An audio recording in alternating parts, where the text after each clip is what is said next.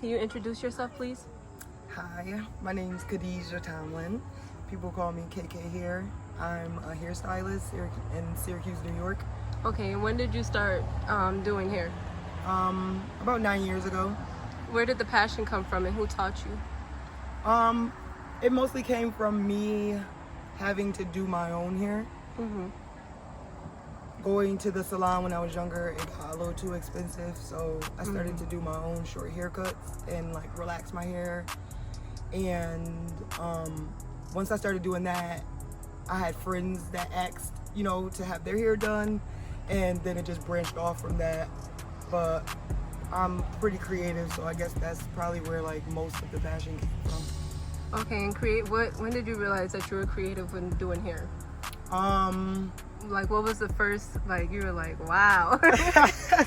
The first time I would say is when feed-in braids pretty much had first came out, and I didn't know how to do them. I didn't even know what they were. And I was working in a shop at the time, and a lady came in and asked for feed-in braids, but I was like almost the only braider in there.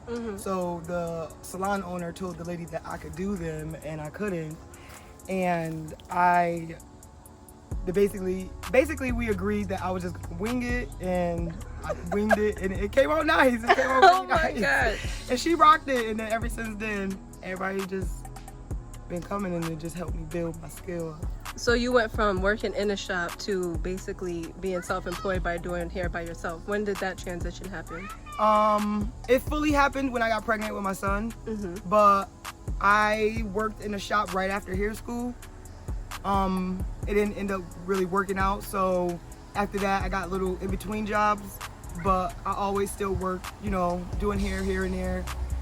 But for the most part, it became fully like no other job, just strictly hair, probably about 4 years ago.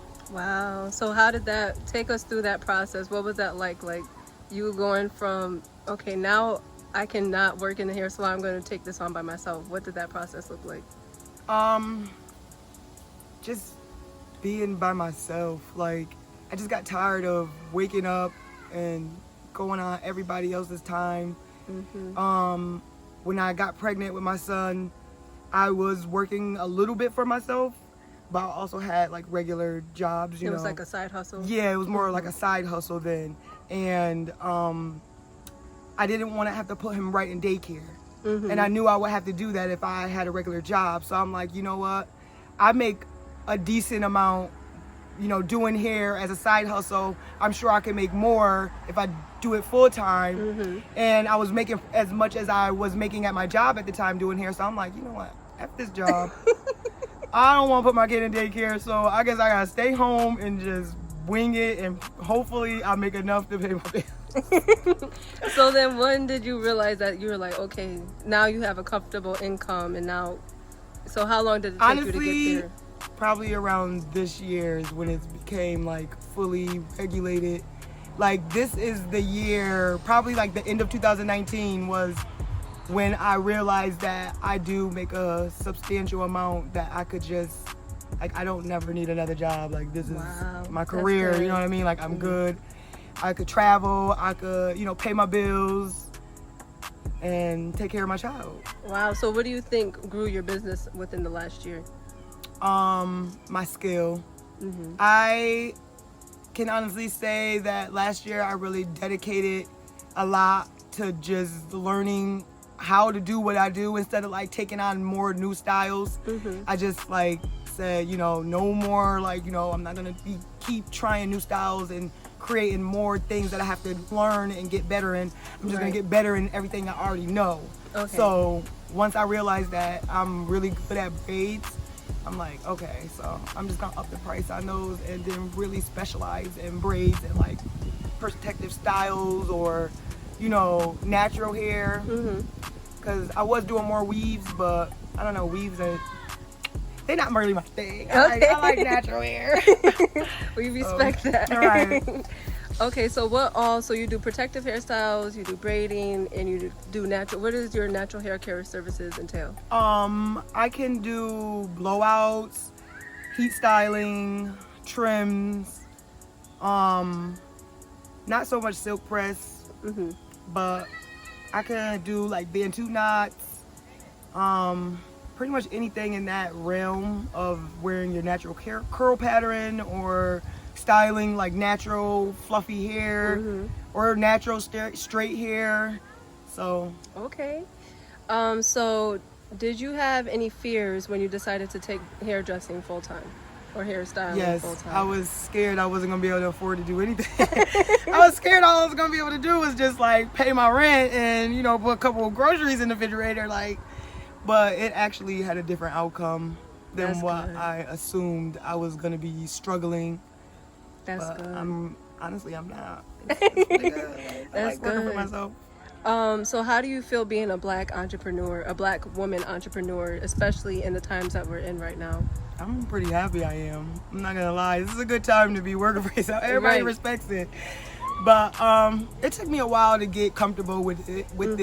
You know what I mean? And comfortable with letting other people know what I did because, a lot of people look at it as, oh, you just work in your house. You know what I mean? They don't Right. look at it as like a career. You just do hair in your house. And Yeah. it's like, it's not really It's more like than that. that. You know what I mean? Like, I Mhm. actually have an area dedicated to me doing hair. I actually have a schedule. I have online booking. Like, it's as if you were going to go to a legit salon. You know what I mean? Right. So, I don't know. It's pretty motivating Yeah. too. So how far do you see your business going? I plan on having a couple salons in a Okay. couple different states. Okay, so not just here in Syracuse. No, mm-mm. So in Syracuse, where you want to end up living for a while, or like? No. Like, I love it here. I make a great amount of money here. Like, you know what I mean? I build bonds with clients here, but I know that I have enough talent to take me somewhere else. Like, I definitely don't want to live here though. I just don't like the weather, but Yeah. it's not even more so the people or the money. Like, it's more so the weather and the living stature of being here rather than that. But I do plan on living in another state with better weather, something that suits me more as a person rather than my career, honestly. And I'd love to come back and work, you know what I mean? Like, Right. no problem. I love, you know what I mean? Like, I have no Syracuse. I'm from here. But I can't built your live here. Would you want to have your first store here in or salon here in Syracuse? Yes, something like a salon. Like, I probably won't have like buy a building or something like that here, Okay. but I definitely plan on having like a mini shop or something other than my home to work Right. in to do here until I do plan on Okay. branching out. So you also offer classes too, don't you? Yes, but not yet. Okay, okay. COVID kind of put that on the back burner for right now. So when they allow people to have gatherings, I can finish my classes. But I actually been thinking about doing one-on-ones. Hopefully I'll be working somewhere in a studio. So once I get settled into that, hopefully I can offer one-on-one classes to ladies because I definitely want to like help a couple black women get that skill. You know what I mean? Right, exactly. I have so many women clients with kids that are girls and they cannot do hair. Oh, You know what I mean? Yes. Like, I tell my clients all the time, I would love for you to be able to do your hair at home if you can't get to me. You know what I mean? I would hate for you to just be like stuck or, let your hair fall out, break off Right. until you get back to me. Now we're like rebuilding this all over again every time. Like, no. So what do you see your classes consisting of?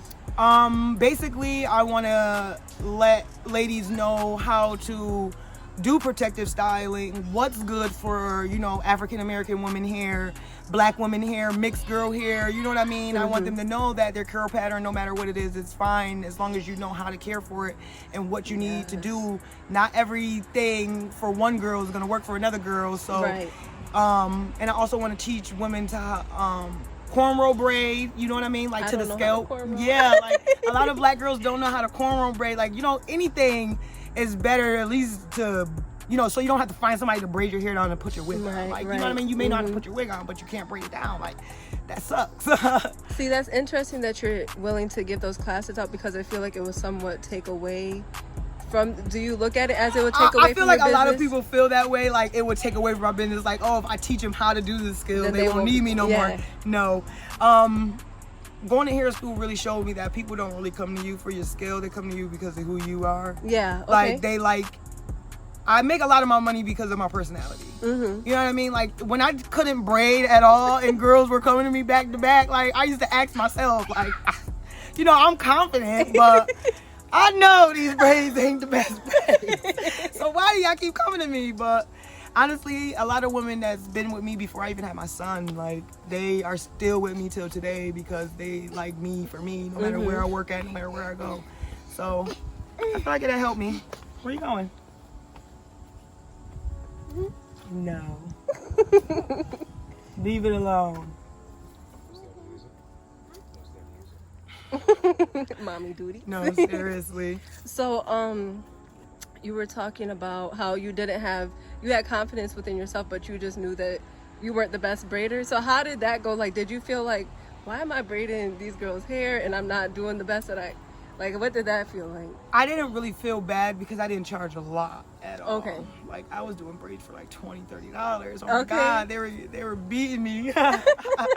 So they was getting a good deal. Like, you know what I mean? So I didn't really feel bad more so in that, you know what I mean?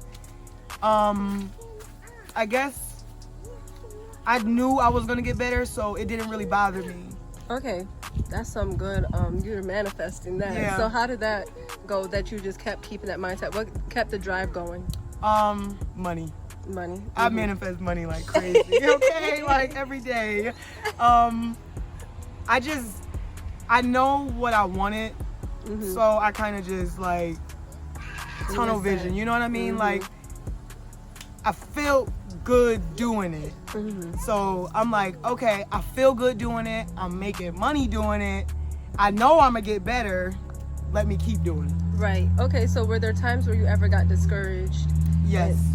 And then there's been a lot of times where I get discouraged. and like you wanted to give up? Yeah. Not necessarily give up, but like take a large break. Wow. Like okay. a couple months off. Like it's been times where I definitely took breaks from doing hair. And what I guess pushes you to get back on it? Is it still the money or is it other things?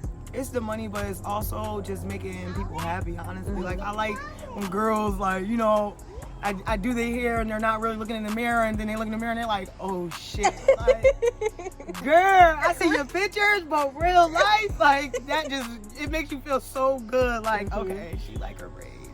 Would you ever see yourself collabing with other Syracuse? I would love to, but it's really difficult. But I would love to like do like a photo shoot where, you know, I do the hair, girls do the makeup, you know what I mean? Like some type of, like, you know, Syracuse got some talent, you know what I mean? Right, so right.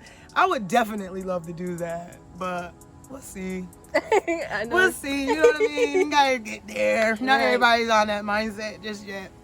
So what is one of the most important things that you've learned as a Black entrepreneur? Oh, that's a good question. As a Black entrepreneur, I guess you said my biggest, like what I learned the most. Like, what's one takeaway that you have throughout this journey?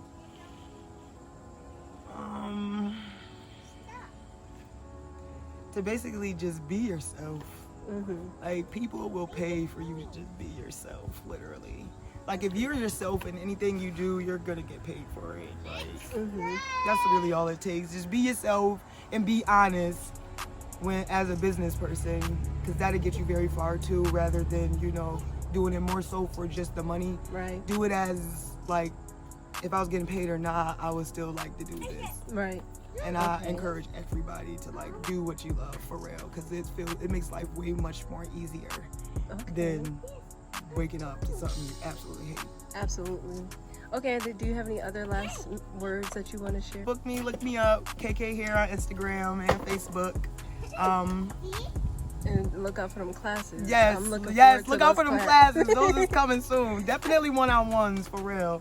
You'll probably get more one-on-ones before the full class due to our environment. Yeah, so right. stay tuned. Yes, thank you. Thank you.